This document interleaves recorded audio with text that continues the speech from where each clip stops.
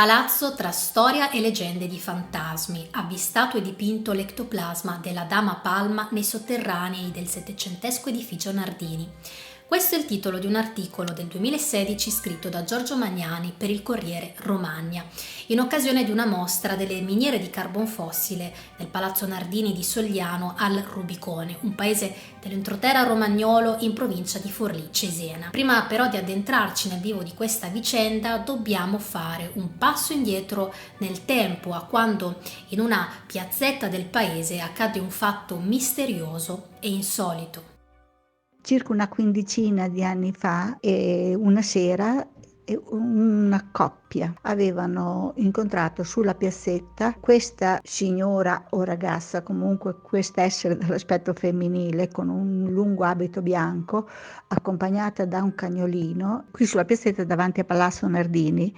Però sorrideva questa presenza, questa ragazza, e nulla ha detto. Di questo incontro ne fu scritto persino un articolo per la sezione provinciale del Resto del Carlino, ma non solo. Lo storico locale Stefano Pruni, nonché responsabile dell'archivio parrocchiale San Lorenzo di Sogliano, ne aveva ricavato un collegamento storico. Secondo lui e la sua collaboratrice dell'epoca, quell'entità poteva essere il fantasma di una donna di nome Palma Facchinetti, vissuta nell'Ottocento e la cui lapide, probabilmente commemorativa, si trova proprio lì, proprio in quella piazza, più precisamente all'interno dell'oratorio dedicato a San Francesco di Paola.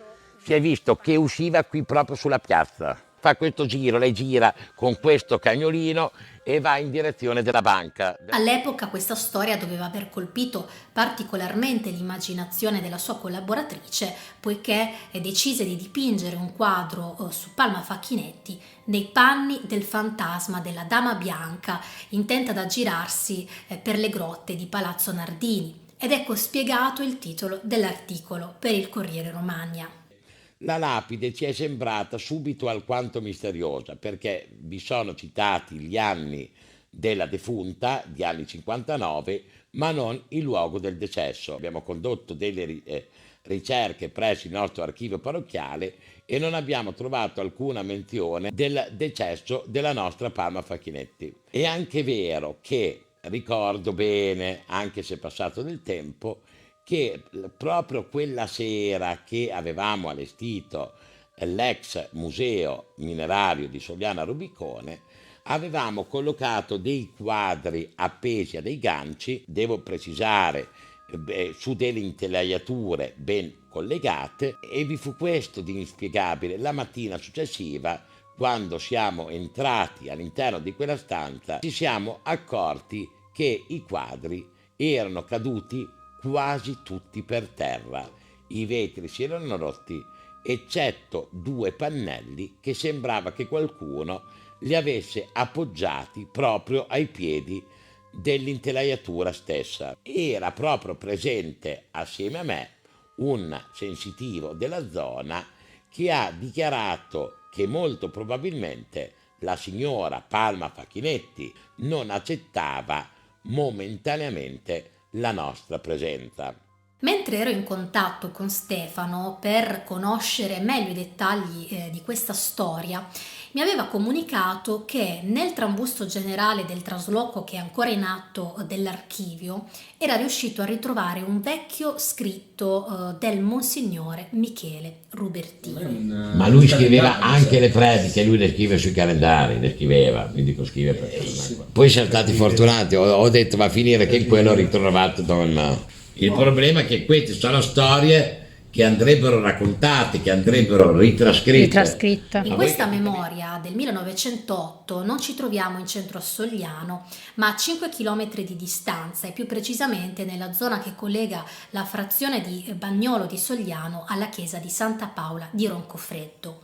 In sintesi, Rubertini racconta che un mattino, mentre Don Giulio Balducci, parroco in Bagnolo, si recava a piedi nell'ufficio della chiesa di Santa Paola di Roncofreddo, incontrò un'alta signora vestita di bianco che, senza parlare, lo salutò per poi scomparire in un campo di Gran Turco, producendo il suono che crea il vento tra gli alberi durante una tempesta, nonostante in quel momento fosse tutto calmo intorno a lui.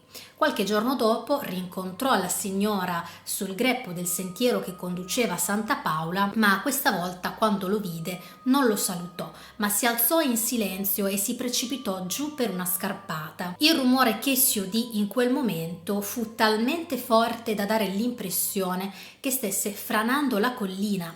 A quel punto, incredulo e spaventato, il Don raccontò in paese quello che aveva vissuto, ma il cappellano Don Carlino non solo non gli credette, ma mise in giro la voce che ad apparire al Balducci fosse stata la Madonna, come avvertimento e ammonimento, diciamo così. Questo perché stava aiutando un'ex suora a sbrigare le pratiche per sposarsi con un giovane del posto.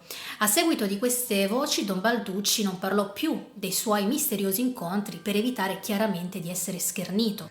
Perché ricordava la zia di mia madre, Ada Castellani, che abitava nella parrocchia di Bagnolo, che Don Balducci toglieva anche il diavolo, e lei ci ricordava di questo, aveva in questa camera dove si lavavano le mani, questo diavolo le faceva gli scherzi. Anche in altri comuni, non solo della provincia di Forlì Cesena, ma di tutta Italia, da nord a sud, si racconta di avvistamenti di entità con le stesse caratteristiche, e persino fuori dal nostro paese è presente una vasta raccolta di storie su quella che viene definita la Dama Bianca. A volte non ha gli occhi, altre volte lascia macchie di inchiostro lungo il passaggio e regge una candela, altre ancora fa l'autostop, oppure, come nel caso di Sogliano e non solo di Sogliano, passeggia accompagnata da un cagnolino.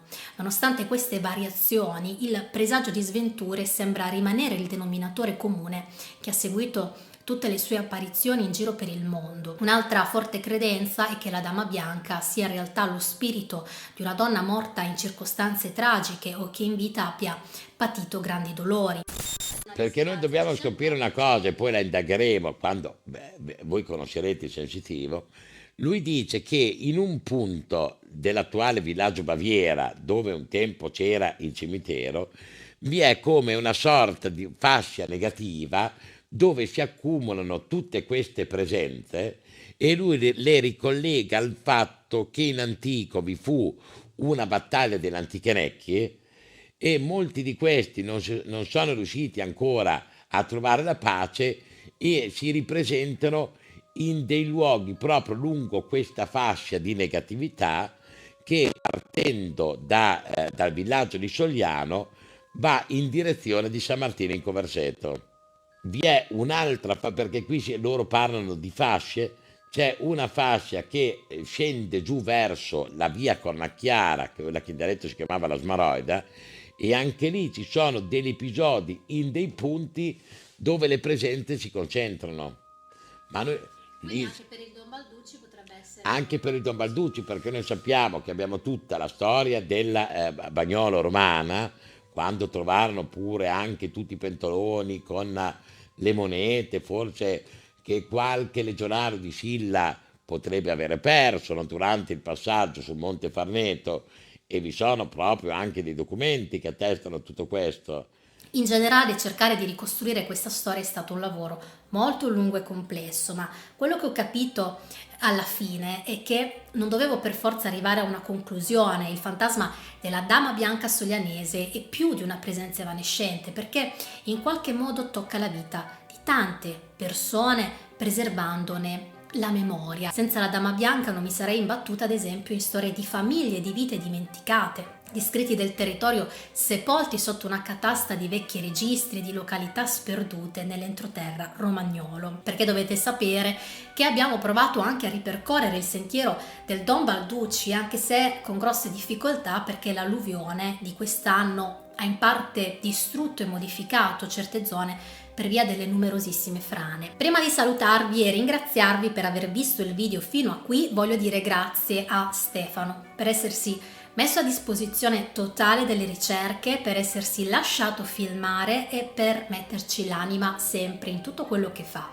Tutto il suo lavoro di conservazione della memoria storica del paese è un atto volontario, fatto a titolo gratuito, ed è un dono prezioso alla comunità di Sogliano. Detto questo, spero che la mia ricerca vi sia piaciuta. Se è così, condividetela più che potete, lasciate un like, così capisco che vi è piaciuto e un commento scrivendomi la vostra opinione, perché sarà molto interessante capire anche un pochettino qual è il vostro pensiero su tutta questa vicenda. Io vi mando un forte abbraccio e noi ci vediamo al prossimo video. Ciao a tutti, ciao!